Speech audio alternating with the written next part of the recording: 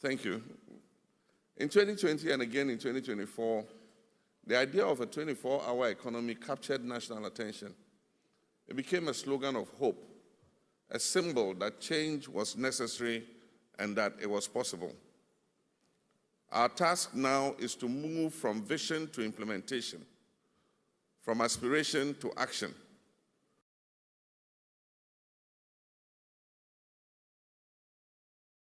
Ghana Mampani area and Munya for John Germain Mamma so. Not 24-hour economy nay and is nay about reality. I do be a Jonasum Ghana for you. The crack munum. And as a finally 24-hour economy a pound to my and ne. And I don't quite export development program no so kahumbi about born productivity enough job creation no so add to me a concern and no so the chat so. With this unveiling, it is my honor and privilege to declare the 24-hour economy agenda and accelerated export development program officially launched.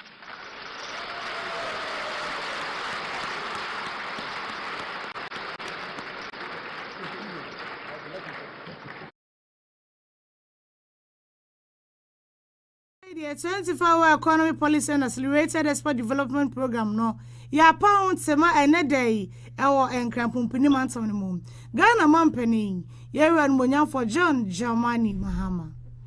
na was a 24-hour economy ya ho and a presidential advisor Ede Emma 22 makeke siani na 24-hour economy no etumi awie mu de nko ade a my Ghana ye wo bi eno mu no kasa ya wo chese my Ghana enema hodo nyina ye betumi amamfaso aba 24-hour economy ni esom na esesaye etumi aba no my Ghana nya de se ebetumi akam ye da biara eda wadensa wonya da tudwa enne ebra official lunch Ede Emma 24-hour economy ekoso eneda ye ena na yera gusita no ekasa no kire sem wonma mo secretariat ho nyina agi ediatum se eyade se betumi aboa pa eno na wo mo kire se nsusu ye wo mo susu ye nyina edi egu akwemonom secretariat mpanimfo nyina agi ediatum wo mo kire se dwumade nom eye long term success betumi abo mo na tumpon akonkai afaranto papa ediefram na woto ne nkasa ya so no na wo kire se 24-hour economy ne enye kotobe kuma nemom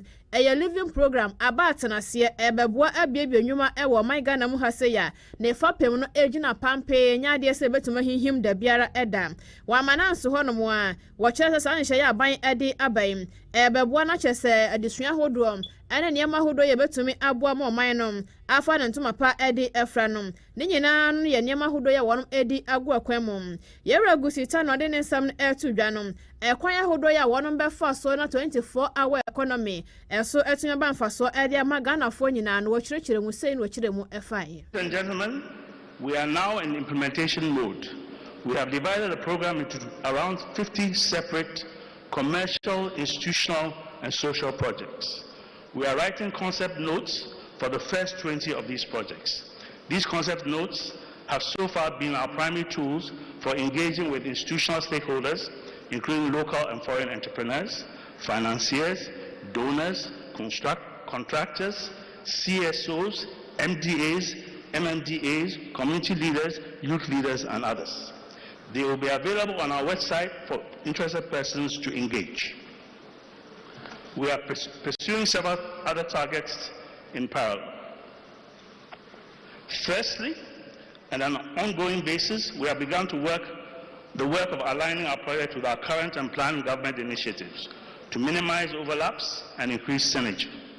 For example, we have worked closely with the Minister of Agribusiness, Trade and Industry, Madam, to ensure that our respective textiles and garments programs complement rather than compete with each other. This effort culminated in an industry roundtable on June 9th, where stakeholders discussed the direction of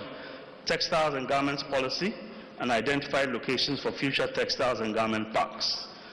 The parks will not only be in Accra or in Tema, they'll be distributed across the country so that we can industrialize every aspect of the country where it's required and deemed bankable. Ladies and gentlemen, Yera gusita no wa kyerɛ dwumade no enkoso wa Accra nko a enko so e watamanko ane mo na fa na babia ya obi abetumi enya so emfaso na ne krakra mu wode ne nsem no eto dwa na wo kire sem agihye ya wo mo ade aba na nyesa wo metwe ho krata apake ade agudem wono mebo ho dawro e wo embontere so booklet ahodo nyina wono ebebo ho dawro apa ho entoma se de be ye betumi aboa ama akontabo mapatumi aka ho ebiesei na wode etwa ato. Ladies and gentlemen, several 24-hour plus programs and documents have been in circulation for a while, in print and online. Let me briefly explain belatedly the format we used in developing the program. The program is available in a full version, an executive summary, and 8 sub-program books, each of which is self-contained but part of the whole. For example, if your primary interest is infrastructure, you can read just the Connect 24 sub-program. This will provide you with our complete infrastructure program and sufficient material to contextualize it as part of a broader program. We will soon produce abridged versions, popular summaries, and animations to help communicate program ideas and aspirations more widely. We hope you enjoy reading it and will share your reflections with us. We are also in touch with the Bureau of Ghana Languages so that we can disseminate the content of this program as simply, as effectively to all our people everywhere. Gusi Tanra wa presidential advisor Ede Emma 24-hour economy wachira say ya kwankro nyina niam ebetumi aboa ye no my Ghana ye will be 24-hour de abat na se abusia ya to so abato nsemu my Ghana kwa abato ewo ye open mabos me leta so nson ewo afimpini na aduonu enan abato no kwa na wie ye na ablekuma eye no ofu no be samre ye ntimi declare say hwan na ye ma hwebedwani wo ho na wan eja won name Ghana ma hwebedwe fie electoral commission that just so mesa kwa abato so biemu na ya desa police centers dunkro 19 and be election no ewa ablekuma tifimen sinimum ewa nkrampuni mantenum the entire akoba ne say say the two main political parties of my Ghana MPP and NDC wonu na adwene nkwa benkoro sampa abato no nsanso de gitumu ene na press release ba bonten kita won so ne letter sumienu ade na nsa sha ase no yewa Samuel Tete won deputy chairman army operations our EC atena ye ana oche commissioner sigina ye na gina ye ntemo sigina nyina is omuhia NPP NF NDC amanyekwan menu nyina asana enrada eno musia isi sigina ye no kita onza bosmene da edin kan na basa nyina ni mentimosi na gina se chine amonye kwandi se ni se pin sheets awodo free police station na won edu asanso 37 pin sheets awodo edi to aba no awa blekumati fi mensin 37 ni nyina no omujide se pass na bi won mo na scan pin sheet sanso ni nyina nsan kwota ba no foforo ana chin osono manya kwa MPP so mass da bi omujide pass police station miensa ana ya de se me no ka so mo ntimi confirm se ampa insanso na nya na MPP nya 1 this nya 0 MPP nya 0 this nya 0 ne course ho no mo ntimi ensa na nyina so fanto aba na no na isi se da bi sa scan pin sheet mo ka ho asemi ebi mo ho no mo a chini amanya kwa this ma no agent won mo san ewo so chese eje abato nsanso no tum ewo ho eni se no so onye kwa MPP man se da bi ye tum se nsan kwa abato ntum enye yi ne nyina mu no se na be ne ma be kwa fenchim ne fan na fo monya mrahwebedwa na musini ade ama de shabre kumati fi mensi na abato mpesa ne sunti no ana ye yi sigi na se da bi ana sa edua sanso na mo kan do so dodo na ho eje tum kura atwa mu ansa na mo sa be cheso da awre no enti sa de be ne se polling centers ma ko edu nsom ade ba be ya abato na ma mo be sa kwa abato so biemu se da be betima hunu se ampani ni ampara enei nya oye mens emrahwebedwani wo honom no wo MPP akonya no teso ana sendisi akonya no teso is sawe election yi 19 polling centers police stations no out of the 37 and be kwa abato no so ento hwa no kwanse be mo party agents ma manyokon mi nyina MPP NDC aba presiding officers emrabi na fe sa 18 scan results and so commission ajatumu anu ho agents ne presiding officers na no ba ye ya de asha sekita ansa bosmi wo mu de ta sudu ba ko besi fiada ene be kwa kwato aba no abrekumati fi abato mpesua ne so nkampuni mantam ne mum eno ana isi ka cha Ghana fo nyina se monka makoma ntom yem sa police station makoma kudun kron a afidun so ni mu no e be se fenchi pepe ya no fan be ya adwuma na Ghana fo nyina anya mo rehye mu ese ne fata ebi emu nso Ghana police service atunsa from say hiapan boys se fata ya yiri mu pampe enya asam so body edesum edua edesum body no yiri ne pampe said we share kiso no yiri ne pampe no enti yanga che Ghana fo nyina se ablekuma no fo ni mrashe nenso kitanso bosu ewure mu ne de beta so di ba ko be fiada esa efiada no ene ebekwa akoto aba ewo aye abaton pesia no ablekuma no nenso police centers ne makoma kudun krom ene ye election no me hu sampa se yenya wonu mu nyina hwan na mrashe dwene nei anasa hwan na ekofi na abo na asundwe owo Ghana batoro mu no eno nso atumi awiepe we free si eye deputy chair person ho ye rasa motete ena nshe sakrate ya asi ade aba abontene na sa wasa abato hu nsem ye mo na electoral commission wonom ebo amane se eye 19 police stations ni nyina wo bia besan so akwakoto aba ewa Ablekuma no abato mpasua esom eda no ebesi 11 July ya eno eye fiada na sa police stations eye dunkran ene mpasua no so nyina wo bia de ne ho behyem ebi ne eto ye ni nyina wonom atwam tintontan ato ejegu baby wonom start afresh said ye be ya menteme ho ase ye ma ne homene so won ye atwam ekonom wonom betumi ato ma french pepepe ye etumi akoso eno mu na isi ebo amane se said ye be ya obi akọ betumi ato ne yam NDC ni nkasem na meri ni ye NPP ni nkasem na meri ni ye ntim ene ye sanso akọ abato no se no ne duru ho no mu a ebetumi akire se NPP ni NDC ni na wonom eto ede ema no eno nti eye police station se dunkrom ya wonom kwa abato so no mudi na didi suem we eye God First International School eno ewo da akoma na nyameche Church of Pentecost Mount Zion Assembly eno ewo kwashima DVL office ewo awoshi Adamami eno ewo awoshim Asiedu Jedu Memorial School eno ewo awoshim Living Spring Day Nursery ewo kwashibum The Lord's Pentecostal Church ewo kwashibum Presby Church Odoko eno so ewo honum ebi Church of Pentecost North Odoko eno so eka Science Church of Pentecost North Odoko honum number 4 Methodist Church eno ewo Odoko St. John the Baptist Catholic Church eno so ewo Odoko ena fe Radretri Way Preparatory School North Odoko ena fe Article School Complex Odoko South Odoko 4 and 5 School abato ni bi ebekosum Church of Pentecost eno ewo Twunebua Otantin ena fe Light of Gospel Miracle Church eno ewo Twunebua Akwaibum MTTD Odoko Divisional Police Station eka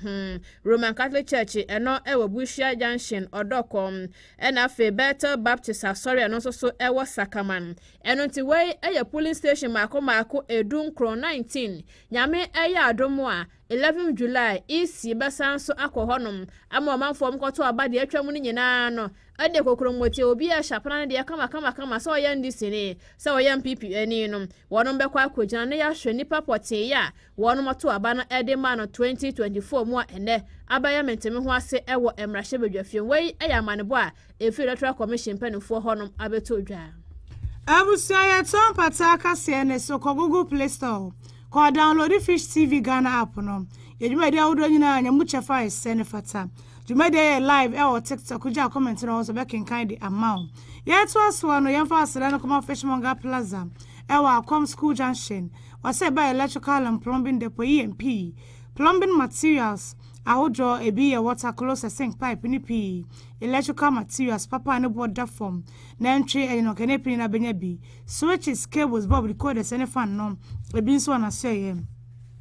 my Benson Enterprise ro huru pap sense and the ambro amona ne Ghana ha de utu akoto na ba kwa be fridge mu so benya bi upa bi no do fortnight de mu komo huru pap so ho 0241427374 Veterinary Aba Center say no kwasan kofa oyinchi ani se bese kofa no buna ni nsini hama ya de say ade to ase ne biemu odi ane ya wo bu nsa wote ya ya no chikransan so maye wo ye be mama ye ni nkoye se konkan rosi eju so esa ne chibo ne dikun da mu ni nyina odi ane fiber hepatitis ana ye kidney issue bi na tete wo odi ane be ma ne hia na ehinya kiri ye onye pensere na fa ye mkro na tete akwete na ba center wan fa no bi na enunsi ne hama ensa ade to ase kra kwa me biemu office o town ojom ho 0240508893 0241237316 na return eba center ajo som abusama meso so nsem from national imam ede mashai Sheikh Abubakar Kamadin na Kamadin ebisa Ghana mampani yewe monyamfo John Dramani Mahama say eba ne say appointees Supreme Court justice enipa enso abosumi ensia emuyi no asembisa na obisa no na Muslim national Thanksgiving Day one kranura and the declare say National Day of Prayer and Thanksgiving in the Christopher and a Mozambique for them there to us no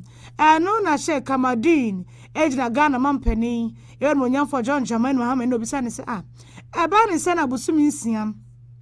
what me upon Supreme Court Justice Makumako and Sway, and I refin some of catcher Ghana for you now. A brand no opposition, I think Pined you 91 now. Urefi, I feel Pekuranya Maye, and I say a refi, appointment in a yard or so Supreme Court to home. Now so can send a deeper night, and I bear point some, say so point in the pound song, our Busumisia, Yancy Senior, Sheikh Abubakar Kamadin, and in Semisan so Ghana Mumpany. Here run Munya for John Dramani Mahama anymore. What to do? But it's not doing it. Our judiciary is in a bad shape because of the manipulation of the political parties.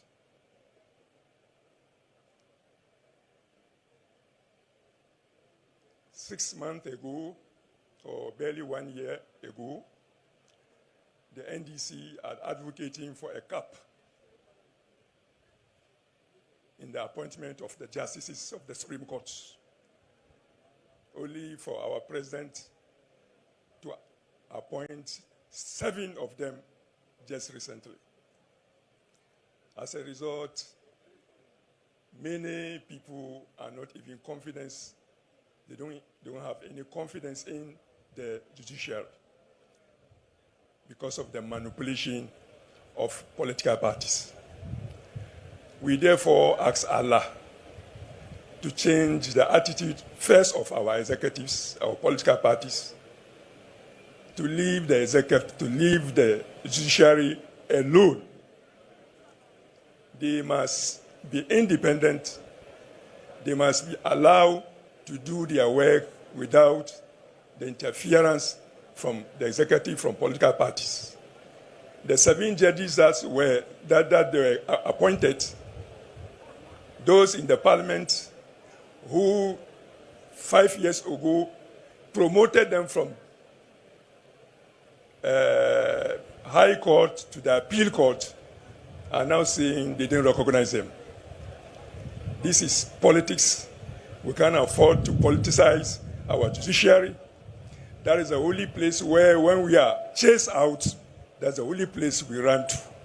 So we ask Allah for the truly independence of our judiciary. We ask Allah to protect them, and we also urge them, after prayer, that they should endeavor to do justice. They should remember they are now administering the justice, but tomorrow they are going to stand before the Maker. They are going to stand before the Creator, the one who is just for retribution for whatever they have done on this earth. National Imam Ade Mashai and Sheikh Abubakar Kamadin and Okasha Ghana Mampany, Yeran Munyan for John Dramani Mahama, and Cramofone file 9 redishes for National Day of Prayer and Thanksgiving, and Okasha and Sensible no opposition Kaye, and no Guso ye, side in Akasetia, or say Allah, so one why among your 4 Ghana Hanina, send a bear better my can of correct their Ghana for Bimunso, or Kai a man penny, and I'm on your phone Kayana same. I tell what you made any content called the one who only independent, Mammy and Family Sam, enwere Ghana temodwumedi ba ne sa ya temodwumedi no ho enda so na arishema omanfo wono ebe free wono monsa okan sansan bi na Ghana mampani yewe monyamfo John Dramani Mahama ewo ho we dey say nim da ho ye monchen nti nanim wano kasi people sana da roma eni abi kwaso a wakasate na opposition nei abosumi nsia papa we nipa nson sa justices e dey my Supreme Court a emmo kra ma miemfa monyesem enwere atemodwumedi no mu Sheikh Abubakar Kamadina diwe etudwa enra eda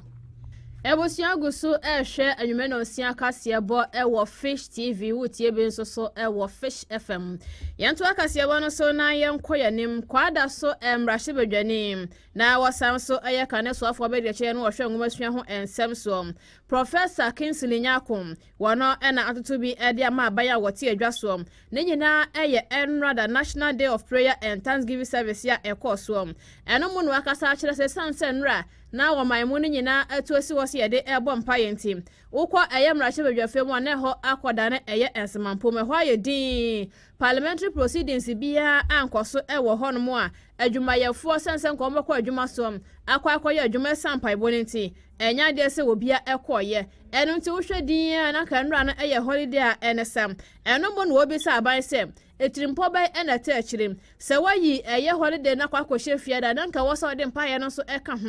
efiada ye tena fie na nka de sada na agina so de abo mpaye na so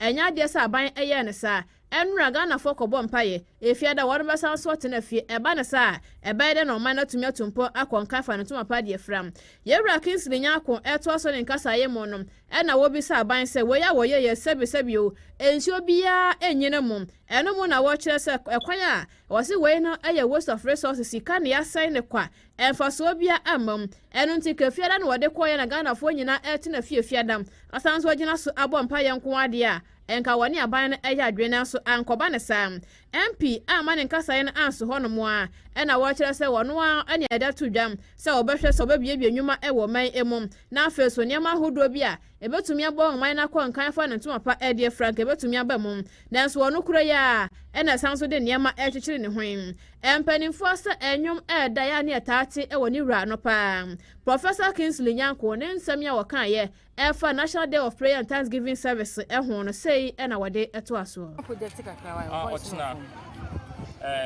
NDC abaya yo Mahama mampani eda ni edi abase fair July eye day a o se de bompaye na ye den ko pansi ne mo cha no enye afofida o de pa ko shake fiada ne mo cha de ye mo mpaye me enko aduma ye mo mpaye me enko aduma yen I mean yen na ko pansi we should go to work. Meanwhile, Uncle Dena, a year for Fidana, a year for Firma. Me fee said that didn't know say Uncle Eden. There was some fire, and I said, you could have done pass it. Now, there, or say, the code man, me come on fire. Is it right? Me, watch now, or some parliament. At the same time, no, almost year National Day of Prayer and Thanksgiving observation. Oh, quite that's how can I be here? Because say, watch now. Mekobia, me go parliament. So man penny Mahama and they say no. One time tell you say, you need to manage empire now say then. And Tasunu, and again, me empire deal. I believe in prayers. Because me a Christian. Obi or ye Christian or ye Keboni or ye Hindu or ye traditionalist. You need to communicate with the superior being called God. I'm a pagin. Jomama Baya and Mark already can hear and say. Mabuna omanya djuma omoye omo djuma osumi chemuka eto jane mama yi na mama no what you maja for mama abo se yes am come pay me tell you the pana why na di na no tie afie no empe na bakoba na the person cannot get food to eat or drink come be so obona di na di so come pay in one breath you are sacking people in another breath what's the young come pay and not hypocritical. What does it? Professor Kingsley Nyakom na woriye no amananso hono mo a wakasa de tudwa kire se ende abanya wote adwaso said the judicial service more than who ehwehwe one madwuma ye mu no kire se entwa ye kra ne titirum chief justice and now suspending the one and chain na nhwe mu sonko entumi enkosom eno mo na yewra kinsley nya kwa kasa kire se nya wono nko na mom electoral commission boss so anhwe yi a wono betiti bi e dia for ne pa ekoba ne sa na eye sabone pa na ban no etwa e dia to honom emfia edi yanim sei na wade eto aso yomode mame no enye emfa emapam mame no onye bone eye otan hunu and this is for myself ni mame no free home omi ni free on mu bia the next person no the leadership of the electoral commission in fact send it to my because yes sir that chief and this moves power those guys who also be served by other people is that how they want that be that's why next time no say obi on ma onim die that's all appointed some onko edma bia onko you because me say oji that's about for about there obey no and these are things I was saying in the cassette so for imam for since that of CSOs omo nyina am wan fa they are quiet omo kasa omo kanche omo panyi John Mahama say do ye ne enye he's abusing his powers. What I say, he's affronting the constitution. And yeah, onyai, na mama no onye na juma. That's what we are asking him to do. ABC, mama no kwa boy kasa ko be kasa. Yen constitution, am na ebu ye de bu man no. Am I freedom of expression. Let me come, na what me kasa. But en kasa nti obi. Mama no ade ha no waka. There so waka so. En ko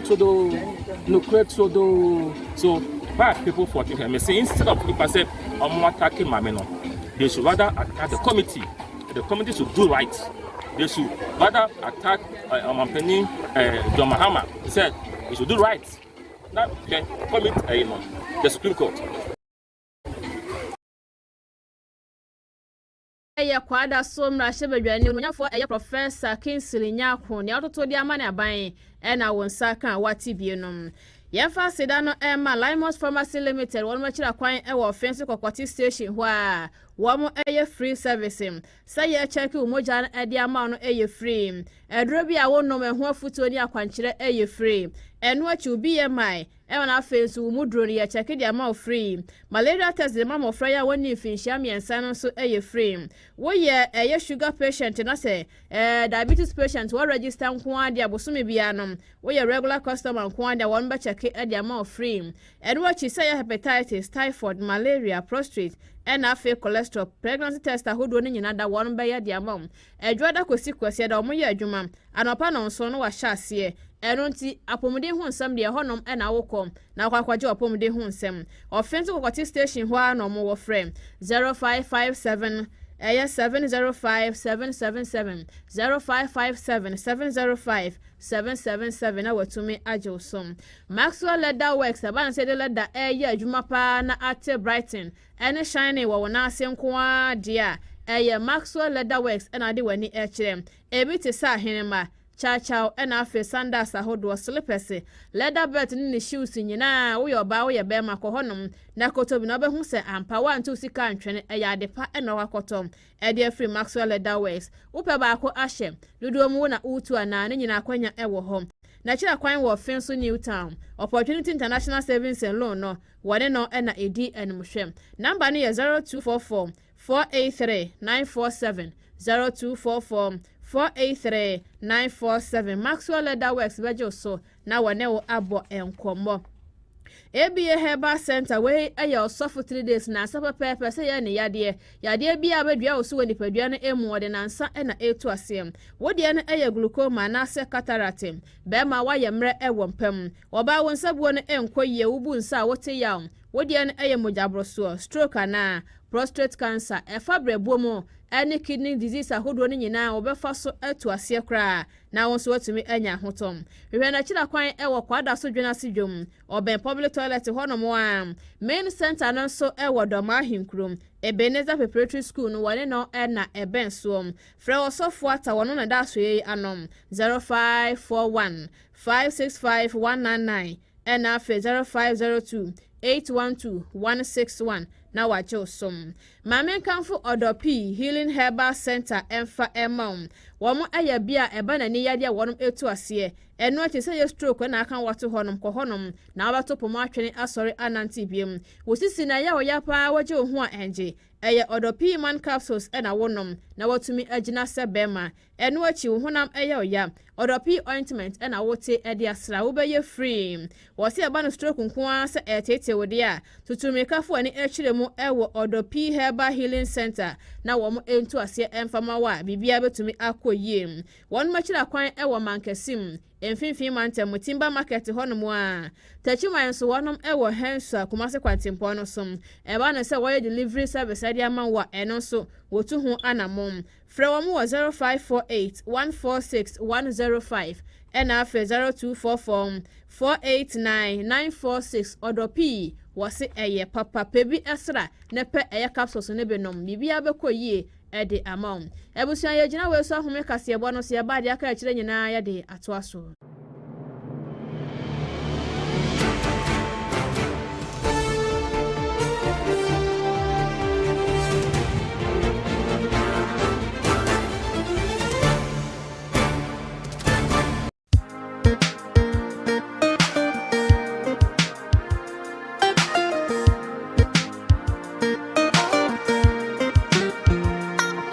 EB Favor Surgicals, ma Barbadum Ghana, and Kania near 2 Kwankwa Brutre, Kofa Hospital Equipment and CCD, Etuachao, hospitals, herbal centers, medical centers, and I say, Ankram Kramope Hospital Equipment, a dear Dimujumabi, look no further, she EB Favor Surgicals, a ban hospital equipment spa dia, a EB Favor Surgicals, wheelchairs, hospital beds, bandage, gauze, syringe, scan machines, a hoodwobia, ultrasound scan machines, theater bed, examination code bed, surgical instruments, ventilators, medical thermometers, grip stands, surgical tables, monitoring device beer, physical therapy tools with Sabeka Media Free, EB Favor Surgicals, a ban of hospital equipment, quality ones are a dear Frebroach Maimua, and can soda, Mr. She EB Favor Surgicals. Minia, Menko 2 second go, she EB Favor Surgical. Bed way for Germany.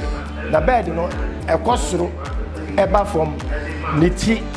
Nenai, and a Saya man or a Zapija. Enti nso obi da so na onu madura enya afi na ye beka se ye kofa sumi ya to nachi umia so na no ani tina pega no amanaduro ana wa manadia uria wa se mia so na asa akofom e wo fom na se doctor be hwe na ye mia so na pega abasoro uria wo de atofom o tena se adidi a sa pepepe eno pa ho ye komo e bia me ke obi ntimi ensore nko toilet so hwe komo no na esi ho no de ba ko tefin wa che e na wo mo no bibia e complete ne nan nyina wo ho ne ye kire kwan so de enye yira kwan kra de wo kumase ebuo ho so firi kumase na eba wo tra bo ho station said ye wo sane ase wo na masala chi bi wo right ye so ye wo le ye ne ne ye enhwe animu wo tra Church of Pentecost so pepepe na aba ye ne salon bi ene bo ho e kwan no ho pepe so pay number 0244 262843 Mrs. Ubie 0244 262843 ana 0241 2479997 0241 2479997 EB Favor Surgicals at the pack and the tour.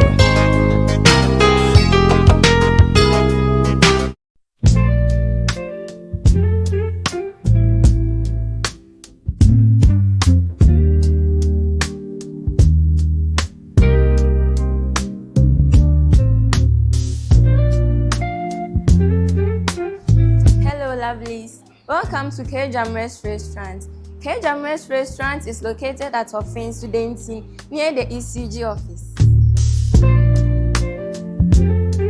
K Jamra Restaurant, your continental dishes, local dishes, and Chinese dishes.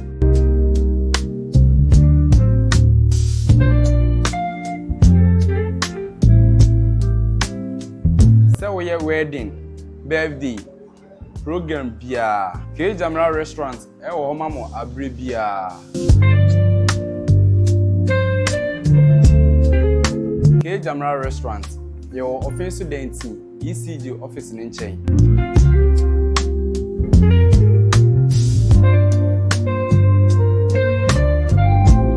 You can call us on 0242 170 774 or 0256 740-842.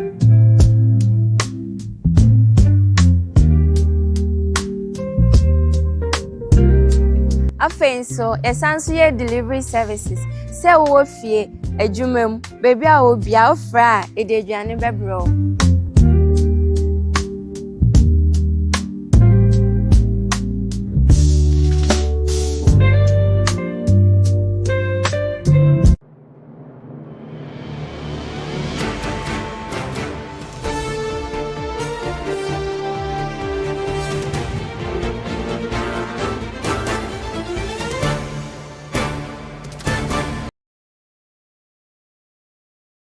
Kwa babio empata kasie nia etwato adichimu no eno na wasugu sauti official de watching ache po enum kasa videos live on Fish TV so so the social media and this live ka share kwa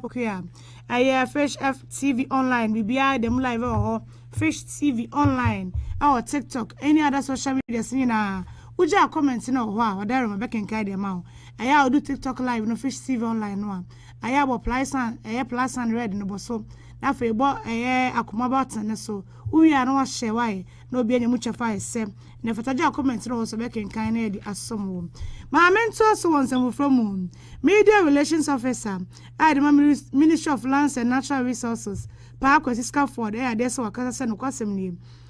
state of emergency no nko ano enya de so temi edi galamse sunkunuma na yi na mom Oben said in the yebi ni she ahudo bi gu akon be yiri mu pampe wadu etu ja chese ohwe sane niam ahudo asiko ewo ye nkwaye yensu ane nsase no afa nsawe na asofa ahudo bi no mom afra for state of emergency ye declare state of emergency osi yoyate enne kanya asem de nenso ensanso ben na state of emergency no ebetimi di abaye abaye declare state of emergency na wie na fa ye mfa nhye fro bi anu akwa mu no ozo ni ndie mu no ye ma wiase na Ghana fo nyina adwene kobenkoro ye hundi nte hu behia se etwe hu figu efuma gude tuo ewa kwa bone so na fa declare state of emergency ni wi a ye den shawdo ata chire ene ye chewa de de be wunie e ba ne se bebo apaye sa no commenti etodwa e bra pressure beto aban so e so declare state of emergency na be ya galamse ko ne betimi akon ni akodi ni ye na eno ana ya de sesa suboe kwama aban yera scaffold echese o da bi empty declaration ni paade emwa etise de odo anu obokronfo hu se mechiwa na wanche ne nso odwane kwa de na betumi aye sei na era pa Kwesi scaffold editu dwa first state of emergency no nko ade nya mien bosmetiko entimi di galamse so ekonu nkunu da sei na de tudwa. The calls for the declaration of a state of emergency were valid back then, and they still are appropriate in our current circumstances, except that if you were going to declare a state of emergency and you have not put in the relevant mechanisms that would give effect to that declaration, then perhaps the declaration itself may be moot. If it is done today, I can assure you we would have that applause from the entirety of the populace. The optical appeal would come. Everybody would be happy. But if the fundamental issues on the grounds, which is, first of all, the complicity of sometimes even traditional leaders and all the other nitty-gritties are not addressed, you would declare a state of emergency, but you may not be able to see the substantive results necessarily backtracking or pussyfooting the issue. What we are saying is that it would come, but put in place the right mechanisms to give effect to the declaration. What really, beyond that optical bliss or appeal or that political incentive, the time the NDC was calling for the declaration of the state of emergency was the closing embers of the administration. So that was over an 8-year period. That was the point of last resort. In total, you have 288 forest reserves across the country. 44 had been besieged and impacted. Out of that 44, 9 were designated red zones, which meant that the state didn't have any custody at all. They had really been immersed in the hands of the encroachers. Within the 6-month period, out of this 9, 8 have been successfully retrieved under the guidelines of the sector minister, the Honorable Emmanuel Amakufibua. Right from there, know that the danger that existed is certainly not the challenge that we have now. The state of emergency is, of course, a proposition. Relations Officer, the Ministry of Lands and Natural Resources, Pa Kwesiska Ford ne se bi ade so mefra banwa bosumi nsani eno enhye papa ye renmunyafo ama Emmanuel Akufibua edigu akwamu no yenkwa yawodo onkro ne mu nwotwe ntatimi aka yi nsesie ede ama no enti aka se declare state of emergency pressure ba ban so a declaring state of emergency nko a enti mi sa no me nko ni garam se so kunim ema no enyeyi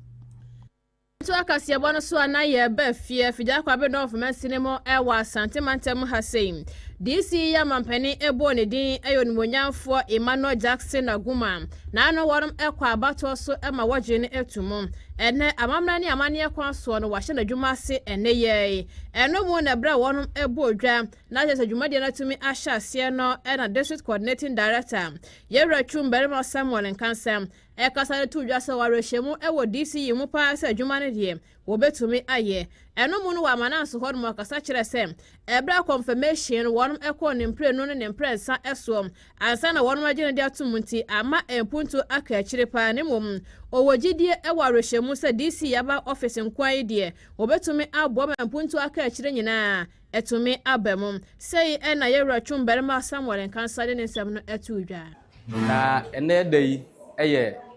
2nd July 2025 ene na DC foforo emonchel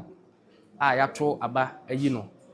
or report to office Honorable Emmanuel Jackson Aguma na emi say after 7th January omopaniti na akonwa ne so no every year say obobo the district chief executive din no Yewra Honorable Jackson Aguma din ana oboy na assembly members nso aye na dom atimi ato aba ama ya confirm no ana regional minister Yewra Honorable Frank Amwakohene aswani in nti ene na Yewra Honorable Jackson Aguma oba office as the first time odeba abaye adwuma e dia besom afija kwabre north omanfo nti ne de eyanije na ye de ehia DC the staff enemy management ne me apamfo a me no mo ye adwuma nyina ebo si edihia DC say ye ma no akwaba sign aka bio say district ni bi etimi confirm wo mo DCs entem nti wo mo de o ma hyase ye mpuntuo ene mpuntunwuma ye de afi na nyamencha de ye sa aka ye de nti sabre afi na yegu ahoboa so wabai ye ne be ye enema bebri ye be hyehye enema na yetimi ama district no etimi atumpon tentem say na be ye betimi akache up into those who led us previously and as we take the lead in the confirmation processes. Samuel Nkansa na wakasa wie ya pe na presiding member de mafija kwabe of Mensin no ya wasan so assembly member ewo Abroma electoral area Yewra Collins dan so kasare tu dwa kire sem wono de wode ne full support de ama DC areshemu esan so ehye se wobehwem na adwuma no watumi agina brane na empunto ya wonom epe ewo Mensin emu no wonom setumi akam sei eno no nyamfo Collins dan so de to aso ene na ye confirm DC nominee ene na we start na dwuma ewo Afija Kwabre North ni ye dwumadi a ewo nanim se obedi no ye assembly members no ye nyina ye beka ye ho abom na ya boni chidom na de wo se ye bia no ya ye de aboa ama Afija Kwabre North atimi atumpom akra mewo eka no DC ye hwehwe afri no ho se de edi kan no anidi a ese fata se odema assembly members no ode ebema yen na yenso ye de ne de ede ama no na afi ode enkabomu enso atimi aba assembly members management nyina mu na empuntuduma enam so a ebetumi di aba no atumi edi aba ama Afija Kwabre North atumi atumpon akonanim Collins dan so na ne krakra mo eno onimonyamfo Emmanuel Jackson Aguma kasa ye no woche na ni asomampani pa so wonya ne mugidie ya waboni din eye ne mpre no esom eno mu no Dr. Manfo ya won Afija Kwabre North Mensin nyina mu se won kan mo homom na omwa na dwuma na sade be ya empunto ya won hwehwe wonsa etumi aka sei eno onimonyamfo Emmanuel Jackson Aguma editwa ato ne de kan meda His Excellency John Dramani Mahama, President of the Republic of Ghana ase wogidie a wonya na obi mu a onominate me say membeda Afija Kwabre North District anam na me free ho a mesan so ada me regional minister Dr. Frank Amwakohene na mada assembly no nyinaa nso so ase titru the coordinating director na ohwe akire kopembra me ba a na me ha adwuma ase we no firi ho a meda me assembly members nyinaa nso so ase say president Bomedin has ya name oden na mum akire omogime atumu na mada efeja kwa abre north nyinaa so ase NDC amanyoku a me free mu a me baaye titru me constituency chairman ene executives ni nyinaa form for nyina the grassroots eda wo nyinaa ase free say ebra ayem confirm we na aye obi adadwene na ne ya isese abaye DC ya mahya adwuma ase de obi asum adwono yehwemu anka Ghana ha meka se me na me DC ya me ka akire free say la confirm DCs ni nyinaa apart from the man penny enyamodin ya aye miensa pe ewo man yi mu na anam santi no wono a omodi kan e confirm wo mo hyase eye adwuma dada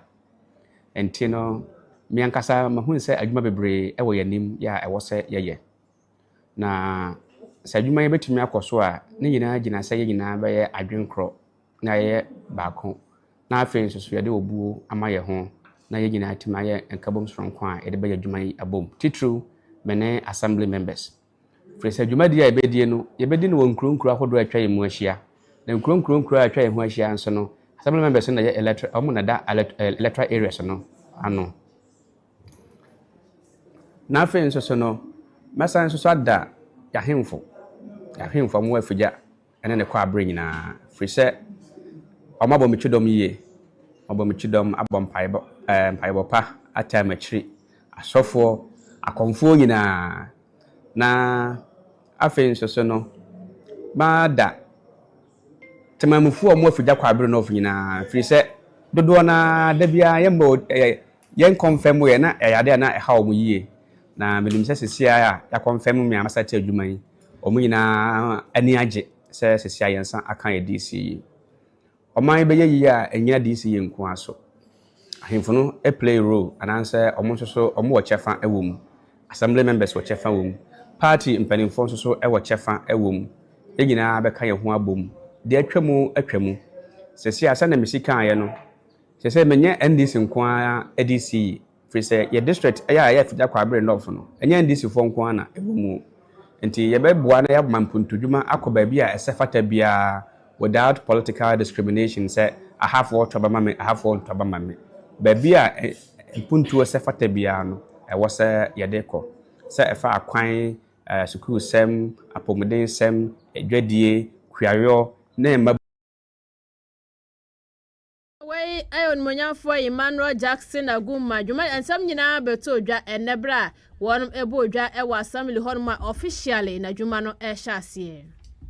ani onobo waba yama wakwa abat na sesre fja kwa bino puntu ye hwe no mukwan asida na call diama SOV Construction and Trading Limited o se adanse woni ma de hyase akowie ni na bi honum wo ye bathroom accessories toilet pot ho shower kitchen sink wash and basin ebi wo ho saas na building materials ye mebo so ye ode de ma han ene ode ye ton ho ye obu ha de ma han obi so aba beto scaffold ye de ma han ode ye ton wheelbarrow block molding machine and for design pillar mold ni na ye obi up architectural and structural designs construction project material supplier construction project consultant and change said what I so upe mason upe carpenters upe foreman upe electrician upe plumber painter tiler and a stool bender SOV Construction and Trading Limited or what the mount they say what then be a fabejaye you be boa pie you boa mine you be confirm bank no 0244 283200 SOV say we treat every single project as our very own nyame akwan ya ba clinic Onya nyame akwan de asumdue o je no fa ho de no wo mu nyame akwan ya ba clinic wo kwode apagya scan na ho wo de na hihye yade enjue yade anane ra ho de pu na wakote ayam kro ekro na wako a enkro achidi malaria wa na se papu na etete wo diarrhea na ha wo uti power de nde na mojabriso a yakwa nyame akwan ya ba clinic ya no wo kwode apagya for 0202 527 719 0245 425 884 0550 438 147 na nyame akwa heba clinic atumi ajesom afa yemfa fisam kai bono yemfa entrasom na Mas kitchen we de papa fie nyankopɔ ya adoma kitan sabos na erom de taso nsia 6 July and officially epa na Mas kitchen ho ntema anapa na nso ko so mienu ndu bia upe fufuo banku amutu anasa fried rice ediama ho atode a enne Coffins Old Town wani bi na fuel station edi enu hwe Coffins Old Town wani bi na fuel station no edi enu hwe 0549 540 hip na jimisi ofie hooray the entire hooray nya ese say the Fish TV about comfort zone mu baby no better Fish TV no enjoy your programs how do you na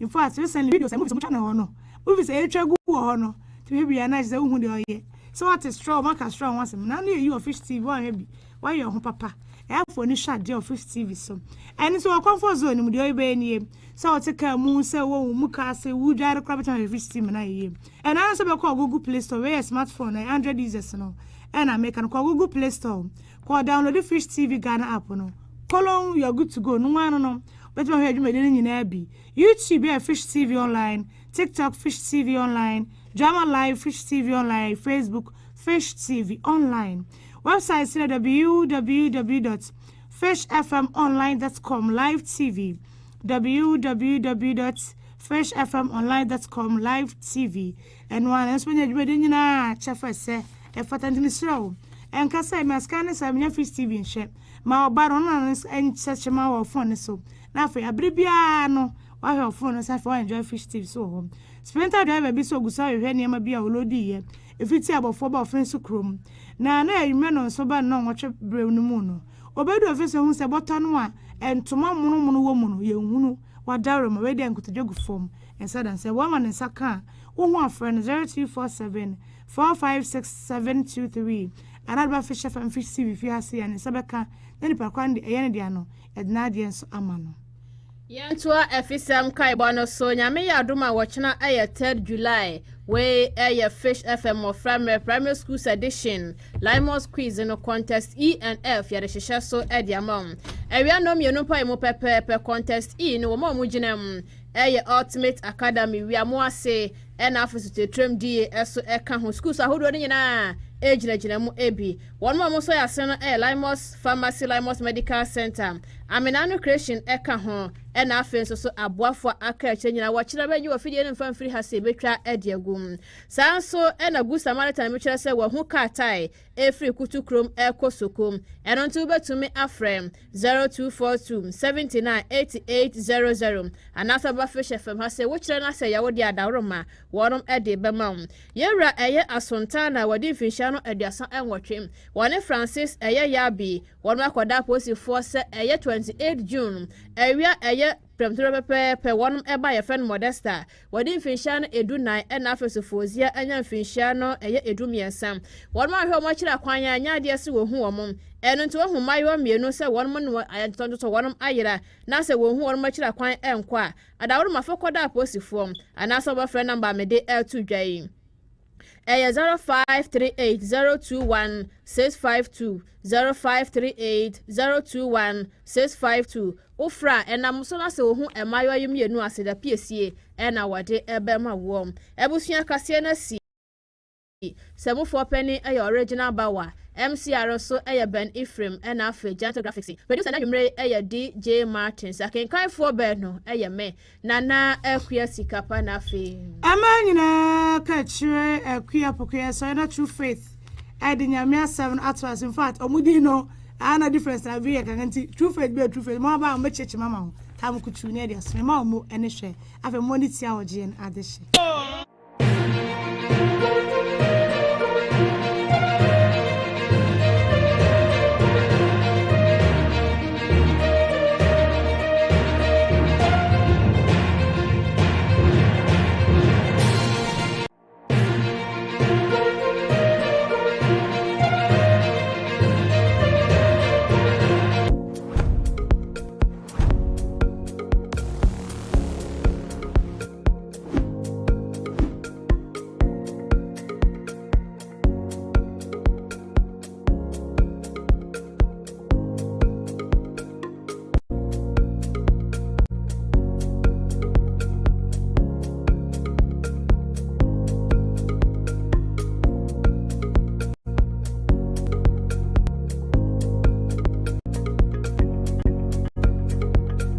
Face TV, Yenara Yedim.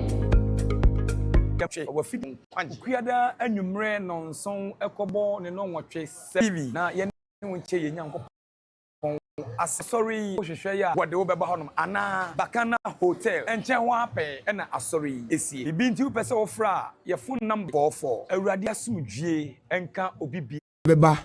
na ye ni nyamema abeche twere nyankopon anum asem ya bekaka ye ho na ye tu ye ho fo ene eje nyankopon adom no na won kwa no tiate asefo asase so na ene okan ye ho yentimi nkwati awurade ogbo ne soro bo na asase enye bibi esan se bibi am ne asase e de awurade nyankopon din na asase ye wi a ne de ne din awie ye nche ho no ye bebo mpae eti fa ye nyankopon nsa onyame kese wa wutumi ebrade nyina so ye hyewa nimonyam bebre eda wase ewo ye ni adoya wa ye yen wa boye ne o man nyina ho ban yetinkom ade kenya sa ye ni